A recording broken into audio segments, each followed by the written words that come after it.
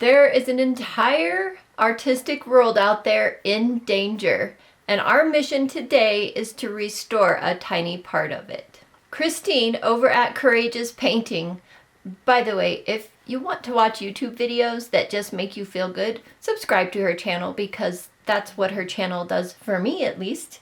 Anyway, she has created this entire world where there is a rainbow bridge full of color that has broken apart into shards. And these shards are going to be represented by the Pantone 100 color set. And it is up to 50 of us artists to put the rainbow bridge back together and restore the worlds back to their full color glory. You can hear the entire story straight from Christine. I will link the playlist down below and you'll be able to see my video, her video, and all the other artist videos on this playlist, so make sure you check it out. As part of this color restoration project, I got to choose my first color and I chose Deep Forest, this card here. And then Mike, if you know Christine, then you'll know Mike. If not, go watch her video. She introduces Mike, chose my other color. And here's that video clip. Thank you for taking on this challenge. Mike is ready to select your second color. Dice roll. Number 1. Here's your color. Ooh! Now that you've got your color, it's up to you to use it in any creative project to help restore the rainbow bridge. Mike and I can't wait to see what you create. My first challenge was to try and match these colors with my medium of choice, and you probably guessed my medium of choice is watercolor. The challenge I had is that I chose not to go buy these Pantone cards and have them in person because I just don't have any use for them in my life right now. So I was looking at her video and that green looked very bright, but every time I pulled it up on several different screens here in the studio, I did not see that bright green. So I'm like, well, which color is it gonna be? So I decided to go kind of somewhere in between, but match the ones that I saw on all the different screens a little more closely than the one I saw in Christine's video, simply because cameras don't do color entirely accurately. So I figured all of these screens that I was seeing, this color was probably the closest match. It took me about 3 hours, a little over 3 hours actually, to find the color matches I was happy with. I used a Paul Rubens student grade olive green. I used the Goose Eye, which is another Paul Rubens product, titanium white paint. These are all watercolors. Mixed in a little bit of Coors sap green, and I added a little bit of Paul Rubens student grade PG7 to it, added a little more white, and finally got a color that I was happy with to match the Seafoam green Pantone color card. I felt there were several good choices to match the Deep Forest color. What a beautiful color, by the way. But I eventually, at least at first, settled on Shinhan's Shadow Green, which was the one that went into my mind right away when I saw this color. I'm like, Shadow Green, I bet would be a great match. But I was looking at some things online. I saw that Schmincke had a Perylene green that looked really close. I didn't bring my Schmincke palette with me though when I was doing all this testing, and so I had to wait until the next day, come home, get my Schmincke palette out, and test out that Perylene green, and I really liked it better than the Shinhan one simply because it was less granulating, and I didn't want a granulating green this time. They're essentially the same hue, but I think you can see in the sketchbook here that Shinhan's is a lot more granulating than the Schmincke one.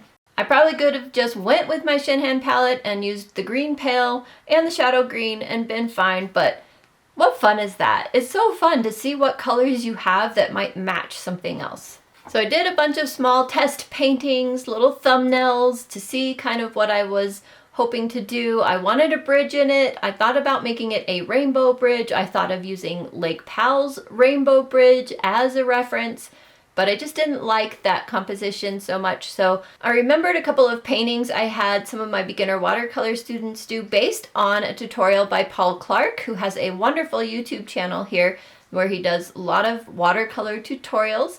He has line art and whatnot available on his site.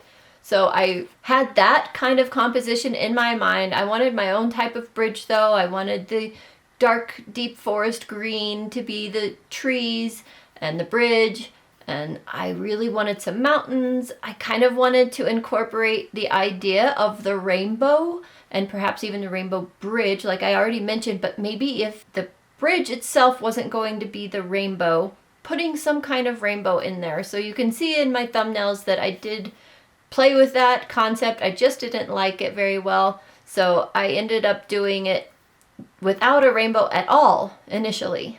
Once I started to lay in the painting and the mountains in the background of the bridge and stuff, I had this little V gap that I was so excited about because it was the perfect place to put a very subtle rainbow. This rainbow does not have all the colors of the rainbow because this rainbow bridge has not been fully restored yet. There are many artists to come. But it does have a very muted version of some of the colors, plus I added the deep forest in for the colors that aren't quite there yet. Since this is a fairly monochromatic scene with these two green choices, which I love painting monochromatically, I did go ahead and put just a few of the colors that I put back in that rainbow in the water. It's so subtle, it's so gentle, but it's just a hint that this rainbow bridge is starting to be restored and we are going to have color back in this universe.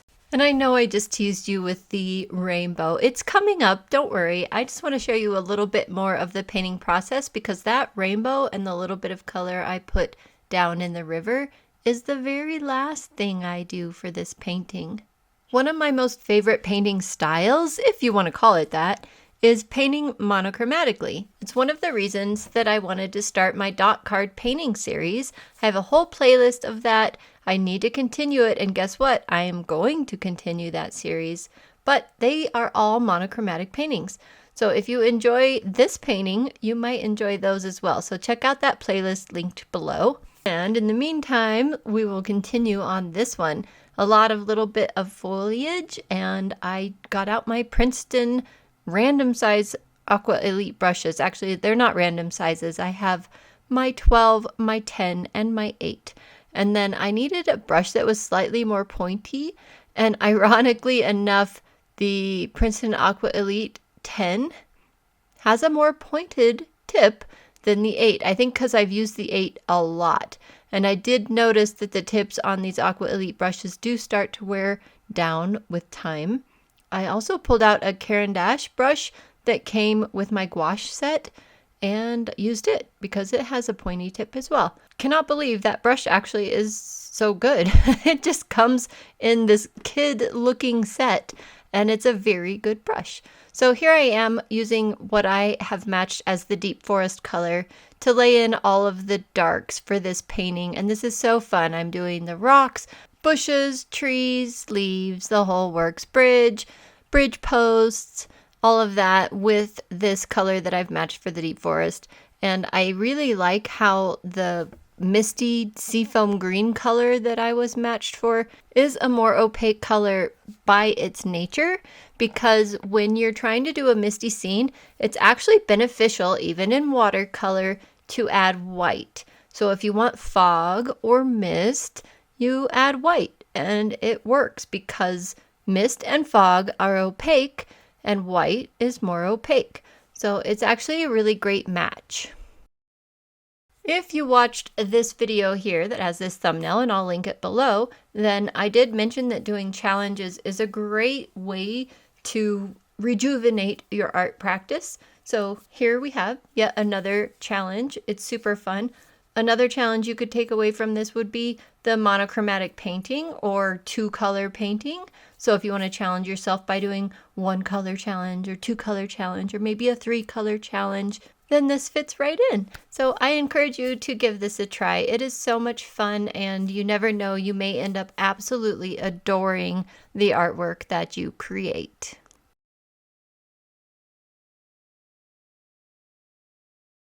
I think my one regret is when I put the bird in the sky. I thought of this the day before, but when I was finishing this painting, I didn't think of it. It's so frustrating, but instead of the bird, I wish I had put Nimbus, the flying turtle, which Christine introduces in the very first video in this collab.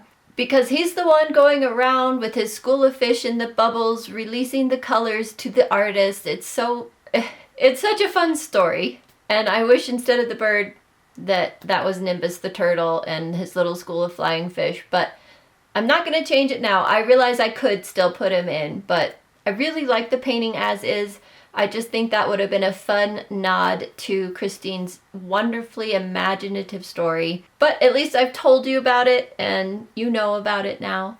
So you can tell here I am trying to be really careful keeping this rainbow very subtle. Very subtle. And once I got the colors laid in for this subtle rainbow, I put a few of these colors in the river, like I mentioned, and it just is fun. It's just that little hint that color is coming back. We're getting color back in this universe, and it's just kind of a hidden aspect to this painting. And this is how the painting turns out at the very end. I am so in love with it. I do think there's probably more I could do, but I just really love it as is. I come in the studio and I just look at it and I'm like, oh, it's so pretty. It makes me feel good. It makes me feel happy. It makes me think of her lovely story. And I'm going to leave it as is. I really hope you enjoyed this story. I hope you enjoyed the painting process, and definitely check out the playlist that's linked below. Steph from The Average Artist will be releasing the next video in this color collaboration, so keep an eye out for her video. I've also linked her channel down below if you want to go and subscribe so you'll be notified when her video comes out. If you got some joy out of this video, I would really appreciate if you'd hit the like button down below and consider hyping any of my videos. It does actually really help my channel and I appreciate it.